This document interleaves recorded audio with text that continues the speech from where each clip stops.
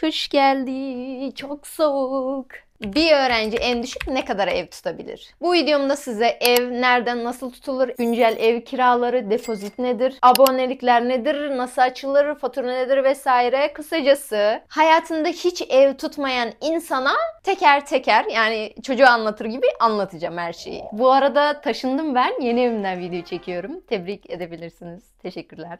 Geçen videomda söylemiştim önümüzdeki ayın başlarında yeni eve çıkacağım diye ama işte hayat şaşırtır hep bazen. Evdeki hesap çarşıya uymuyor gibi bir şey oldu. Yani daha önce taşınmak zorunda kaldım. Onu anlatacağım. Video çok uzun olursa belki de bölüm 2 yaparım. Bakalım. Ev bulmak için insanların en çok tercih ettiği sarı bir tane site var. Onun adını söylemem yasak. Reklama girecek ve bana ceza gelecek. O yüzden de söyleyemiyorum. Ama etrafınızdaki herhangi bir insana evi nereden arayabilirim dediğiniz zaman size bir sarı renkteki Google sitesini gösterecek. Oradan aratabilirsiniz. Ben şu an Uşak şehrindeyim. Uşak Üniversitesi'ne yüksek lisans okuyorum bu arada. Onu da söyleyip geçeyim. Kendim Türkmenistanlıyım. Bunları da belirteyim çünkü Türkler için, yani Türk vatandaşları için ayrı bir şekilde oluyor bazı konular ama bizim için ayrı oluyor. Bütün detayları söyleyip geçeceğim. O sarı uygulamanın içinden konum seçiyorsunuz. Örneğin ben Uşak merkez diye seçtim. Hangi bölgeden ev tutmak istiyorsanız oraya konumunu belirtmeniz gerekiyor. Uygulamanın içinde filtre kısmı var. O filtre kısmında nasıl bir ev istiyorsunuz? Örneğin 1+1, 2+1, eşyalı, eşyasız, sahibinden emlak, en düşük fiyattan en yüksek fiyata diye bir sürü seçenekler oluyor. Oradan istediğiniz gibi seçenekleri seçip yazabilirsiniz ya da onu yapamıyorsanız da direkt Uşak Merkez kiralık ev diye yazdığınız zaman bir sürü evler çıkacak. Oradan bakabilirsiniz. Ve ilanın içerisinde yine de ara kısmı var. O ara kısmına tıkladığınız zaman direkt evin sahibine ulaşabiliyorsunuz. Ondan sonra işte randevu almanız gerekiyor ve gidip evi görme şansınız oluyor. Bu arada önemli bir şey söylemek istiyorum ev ararken, özellikle yabancı uyruklular için. Türkiye'de bazı şehirlerdeki bazı mahalleler yabancılar için kapalı. Kiralık ev gözükebilir, var olabilir ama oraya gidip ev tutamazsınız. Ancak bu okuyan öğrenciler için, yani uluslararası öğrenciler için geçerli değil diye biliyorum ama tam emin değilim. Öncelikle o sarı uygulamada ilanların altında sahibinden ya da emlak diye yazıyor. Sahibinden nedir, emlak nedir? Öncelikle bunu anlatmak istiyorum. Ev sahibinden olduğu zaman eve yeni girdiğinizde bir tane depozit, bir tane de ev kirası vermek zorundasınız. Emlaktan olduğu zaman ise bir emlak parası, bir depozit, bir de ev kirası vermek zorundasınız. Örneğin ev 10.000 TL, emlaktan ev kiraladığınız zaman 30.000 vermek zorundasınız. İlk girdiğinizde eğer sahibinden kiralıyorsanız 20.000 TL ödemeniz gerekiyor. Ne kadar saçma bir şey diyor olabilirsiniz fakat şöyle açıklamak istiyorum. Ev sahibi şehir dışında veya yurt dışında yaşıyor. Evi kiracı bulmak istediği zaman evi gelip sürekli gösteremiyor ya da çalışıyor oluyor. O yüzden de o şehirdeki evini emlakçıya veriyor. Yani burada emlakçı bildiğiniz çalışıyor. İlan veriyor, ilanı takip ediyor, eve kiracı getiriyor, gösteriyor. Örneğin sizden önce belki de 10 tane insan gelmiştir. Her bir insanı alıp eve getirip evi gösterip onunla ilgileniyor vesaire. Bu ilgilendiğinin karşılığında para alıyor. O yüzden de bu fiyat artıyor. Araya gireceğim izninizle. Video editlerken bir şeyi fark ettim. Normalde emlakçılar ev sahibine hizmet ediyormuş. O zaman neden emlakçının parasını kiracılar ödemek zorunda? Beynim yandı ya. Bana bunun mantığını açıklayabilir misiniz lütfen? Bir diğer konu ise eşyalı veya eşyasız evler. Eşyasız olduğu zaman bildiğiniz ev eşyasız oluyor. Mutfak dolapları oluyor, kombi oluyor ya da evin girişinde portmanto oluyor vesaire. Onun dışında hiçbir şey olmuyor evin içine. Perdesine kadar sizin takmanız gerekiyor. İçindeki bütün eşyaları sizin almanız gerekiyor. Şimdi eşyasız ev tutmanın avantajları da var, dezavantajları da var. Şimdi dezavantajı nedir? Evin içine eşya almak isterken çok fazla para harcayabilirsiniz. Evden çıkacağınız zamanda ise o eşyalar size dert oluyor. Bu arada 10 senedir Türkiye'deyim ve bir sürü şehir değiştiren, küçük ve büyük şehirlerde bulunan, yaşayan biri olarak bunların hepsini kendi deneyimlerimden yola çıkarak anlatıyorum. Yine de tabii ki de karar sizin. Burada ben size sadece örnek şeyler söylüyorum. Eşyalı ev olduğunda ise evin içinde çoğu şey oluyor. Çoğu şey dediğimiz şey, küçük nesnelerden bahsetmiyorum. bahsetmiyorum. Küçük ev aletlerinden bahsetmiyorum. Büyük şeylerden bahsediyorum. Eşyalı ev tuttuğunuz zaman olmazsa olmaz içinde var olan şeyleri söylüyorum. Buzdolabı, çamaşır makinesi, yatak, dolap, İşte koltuk takımı, mutfak masası, sandalyesi, halılar gibi eşyalar bulunuyor. Bazı evlerde fazladan ütü masası, süpürge makinesi, bulaşık makinesi, tabak, çanak vesaire şeyler de oluyor. Bazen de olmayabiliyor yani. İlk önceki saydıklarım mutlaka olması gereken şeyler, olan şeyler. İkinci saydığım şeyler ise olabiliyor, olmayabiliyor. Bu ev sahibinin insafına bağlı olan bir şey. Gelelim depozit konusuna. Nedir bu depozit? Depozit genelde hem eşyalı hem eşyasız evler için alınıyor. Neden eşyasız eve depozit var diyebilirsiniz. Şimdi şöyle bir şey var. Evin içinde duvar dediğimiz şey de var. Kapılar var, örneğin kombi var, camlar var vesaire. Bunun için boş eve de depozit alıyorlar. Eşyalı ev için mutlaka depozit alıyorlar ya da senet alıyorlar. Hani sen sonradan eşyalara zarar verirsen, ben şimdi bil ki öncesinden parasını alıyorum. Yarın öbür gün kaçıp gidersen de yani ben zarara uğramayayım diye o eşyalar için güvence bedeli almış oluyor ev sahibi sizden. Bir de senet konusu var. Seneti genelde evine sıfır eşya koyan ev sahipleri yapıyor. Senet dediğimiz şeyde hiçbir şey ödemiyorsunuz ama imza atmanız gerekiyor. Evden kaçıp gittiğiniz zaman ya da eşyalara zarar verdiğiniz zaman direkt bankaya gidiyor sanıyorum. Hani belli bir yeri var galiba. Oraya gidiyor. Ev sahibi yasal işlem başlatabiliyor. Siz o parayı imzaladığınız senede mutlaka vermek zorunda kalıyorsunuz. Bu arada evden çıktığınız zaman depoziti geri alabiliyorsunuz. Çoğu ev sahipleri geri veriyor ama maalesef bazıları geri vermeyebiliyor. Araya bir not geçeyim. Hem depozit hem senet diye bir şey yok. Ya depozit olmak zorunda ya da senet olmak zorunda. Yani ikisi bir arada yaptırmak isteyen ev sahipleri varsa bilin ki çakallık yapıyordur. Kanmayınız lütfen. Evler hakkında bir sonraki özellik ise fatura dahil ya da fatura hariç. Fatura dediğimiz şey nedir? Öncelikle bunu anlatayım. Yani Türkmenistan'a yeni gelenler için illallah ettiren bir konu. Çünkü Türkmenistan'da fatura yok. Evet, yanlış duymadınız. Biz fatura ödemiyoruz. Yani çok cüzi miktarda ödüyoruz ama o da son 5 yıldır vesaire var. Ondan öncesinde biz hiçbir şekilde fatura ödemiyorduk. Sadece internete fatura ödüyoruz. İllallah ettim ben Türkiye'deki faturalardan. Evde yaşadığımız zaman ne kullanıyoruz? İşte doğalgaz kullanıyoruz değil mi? Sıcak su, yemek pişirmek için. Ondan sonra elektrik kullanıyoruz. Sonra internet kullanıyoruz. Sonra su kullanıyoruz. İşte fatura dediğimiz şey de bu kullandığımız şeyler için para ödemek zorundayız. Faturanın ne olduğunu anladığımıza göre gelelim abonelik denen şeye. Abonelik nedir? Şimdi siz bir evi tuttuğunuz zaman işte ev kirası depozitten ibaret değil. Evdeki şeyler bunun üzerine abonelikler de var. Yani bir eve girdiğinizde ben hemen işte doğalgaz kullanırım, elektrik kullanırım vesaire diye bir şey yok. Onların hepsi kapalı oluyor. Siz gideceksiniz, kendi adınıza hepsini teker teker açtırmanız gerekiyor. Hepsi de aynı yerde değil. Biri şehrin öbür tarafında, diğeri şehrin diğer tarafında. Google'dan da aratıp bulabilirsiniz ya da etrafınızda insanlar varsa örneğin onlara sorabilirsiniz. Gidiyorsunuz abonelik merkezine, bunun belli bir ödemesi var. Kapattırdığınız zaman da o parayı geri alıyorsunuz. Şimdi burada şey diyebilirsiniz. Ben doğalgazı açtırdığım zaman 400 TL'ydi. Yıllar önceydi. Şimdi kapattırmak istiyorum. 400 TL mi geri alacağım? Hayır, öyle bir şey değil. Güncel fiyattan geri alıyorsunuz. Kapatmaya gittiğiniz zaman IBAN numaranızı veriyorsunuz. Abonelik parasından son ödemediğiniz faturayı kesiyorlar. Kalanını da sizin hesabınıza aktarıyorlar. Şimdi gelelim ben yeni evimi ne kadara tuttum, nasıl tuttum, bunlardan bahsedeceğim. Evet, tabii ki de Sara uygulamaya girdim, baktım. 4-5 tane evi gezdim. Bu arada evi gezebilirsiniz. İstediğiniz kadar sınırsız gezebiliyorsunuz. Evi size gösterdikleri zaman herhangi bir para ödemek zorunda değilsiniz. Yani evi tutarsanız para ödüyorsunuz. Evi tutmazsanız para ödemiyorsunuz. Ben evimi full eşyalı ve sahibinden tuttum. Ev kiram 7.000 TL. İstanbul'da olsa böyle bir evi asla bu fiyata tutamam tabii ki de. Küçük şehir olduğu için böyle avantajları var. Depozit de 7.000 TL. Tabii 2 taksit yaptırdım. Benim bulunduğum şehirde yani Uşak merkezde evler 5.000 TL'den başlıyor. Ta 25.000 TL'ye kadar devam ediyor. 1+1 ve 2+1 evler. Bunların içinde eşyasız olanları da var, eşyalı olanları da var. Yani güncel fiyatlar şu an böyle. Gelelim aboneliklere. Doğalgaz okumam lazım.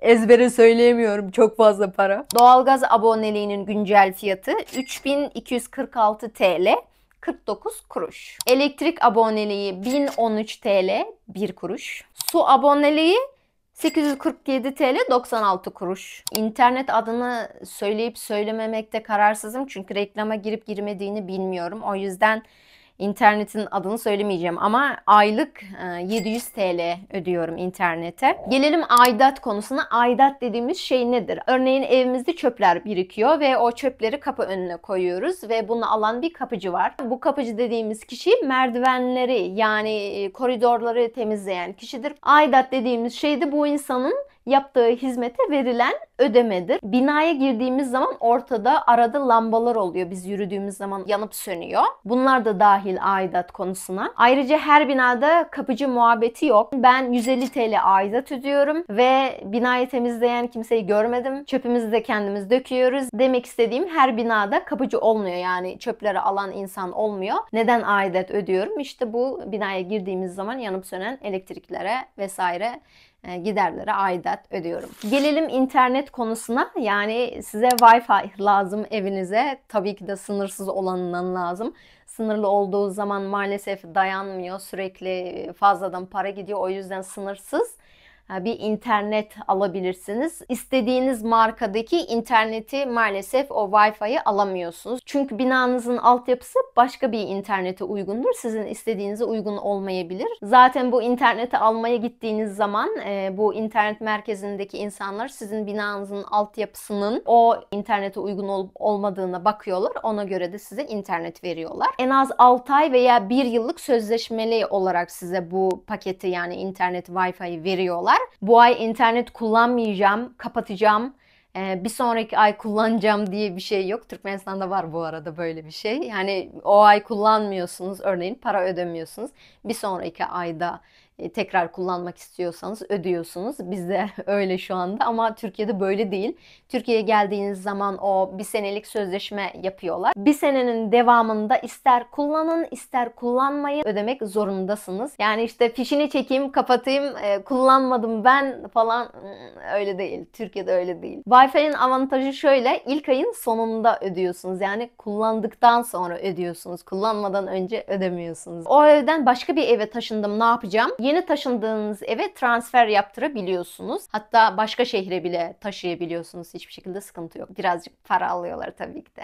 Bu arada bir şey unuttum. Abonelikleri açtırmaya gittiğiniz zaman sayacın resmini çekmeniz gerekiyor. Oradaki abonelik numarası oradan görülüyor. Genellikle doğalgaz sayacı evinizden yani kapınızın yanında oluyor. Elektrik sayacı ise genelde binaların bodrum katında yerleşiyor. Oraya gidip işte evinizin numarasına göre bulabilirsiniz. Su da aynı şekilde evinizin kapınızın yanında oluyor genelde. Sayış numarası olmadan abonelik açtıramazsınız. Elektrik aboneliği açtırmaya gittiğiniz zaman deprem sigortası lazım. Yani bazı öğrencilerden duydum ki deprem sigortasına kadar öğrencilere yaptıran ev sahipleri varmış. Sakın böyle bir şey izin vermeyin.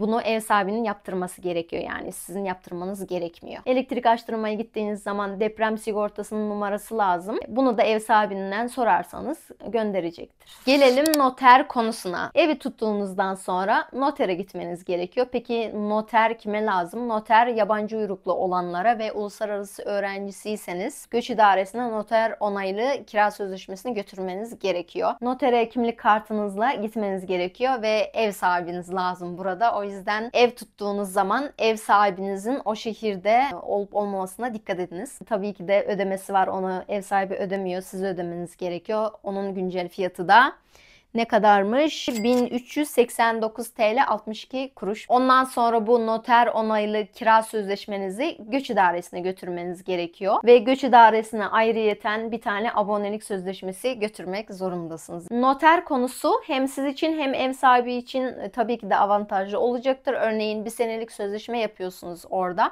Noter onaylı ve ev sahibi evi satsa bile sizi evden çıkaramıyor. Ama şöyle de bir şey var. Bir sene olmadan evden çıkmak istediğiniz zaman örneğin 10 ay yaşadınız, 2 ay kalmış kira sözleşmenizin bitmesine. O 2 ayın parasını alabiliyor ama henüz ben öyle birine denk gelmedim. Yani çoğu ev sahipleri yapmıyor böyle bir şey. Evden çıkmadan önce en az bir ay öncesinden ev sahibine çıkmak istediğinizi bildirmek zorundasınız. Bunu da unutmayın. Hani yarın hadi ben evden çıkıyorum diye bir şey mümkün değil. Bazı insanlar her 6 ayda kiraya zam yapabiliyor. Noter onaylı yaptığınız zaman bir sene boyunca zam yapamaz. Evet, bir öğrenci ne kadara ev tutabilirmiş? Gördüğünüz gibi en az bu miktara bir tane ev tutabilirsiniz. Bu sadece ev kirası, depozit ve abonelikler parası.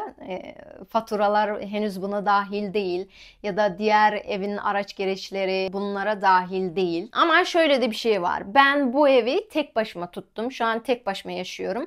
Ama siz bir evi 2 ya da 3 kişi olarak tutabilirsiniz. 1+1 evlerde sanıyorum en fazla 3 kişi yaşayabiliyor diye biliyorum. Tam emin değilim. Yani göç idaresine gidip sormak lazım bunu. Neden önemli bir evde 2 kişi miktarı? Çünkü siz göç idaresine adres bildirdiğiniz zaman o evde yaşıyor olmanız gerekiyor. Örneğin göç idaresinden insanlar gelip adresinizi gelip baktığında ve sizi o adreste bulamadıklarında direkt oturma izninizi siliyorlar. Yani bu işin şakası yok. Dikkat edin. Yeni gelenler bilmeyebiliyor bazen. Örneğin o evde 3 kişi kalıyor ve işte ev kirası fazla olduğu için 4. insana ihtiyaç duyabiliyorlar. Ama adres bulunmuyor bazen bazı evlerde. Buna dikkat etmeniz gerekiyor. Taşınmak istediğiniz eve mutlaka sorun, adres var mı diye. Mutlaka adres olan eve geçmenizi tavsiye ediyorum. Bu evde biz 3 kişi olarak yaşasaydık 7.000 TL 3'e bölünecekti ve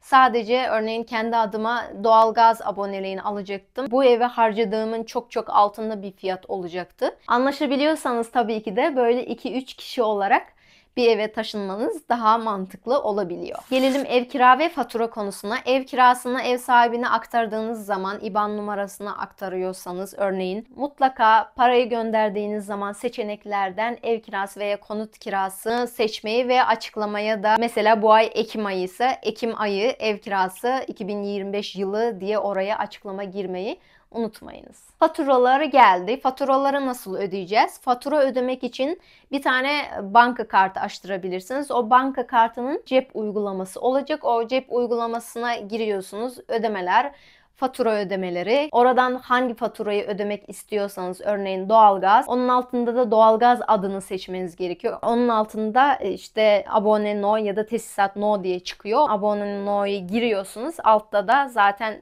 çıkıyor fatura. Öde vesaire bu şekilde ödeyebiliyorsunuz. Faturaların en son tarihi oluyor. En son tarihinden geçirdiğiniz zaman da kapatıyorlar. Haberiniz olsun.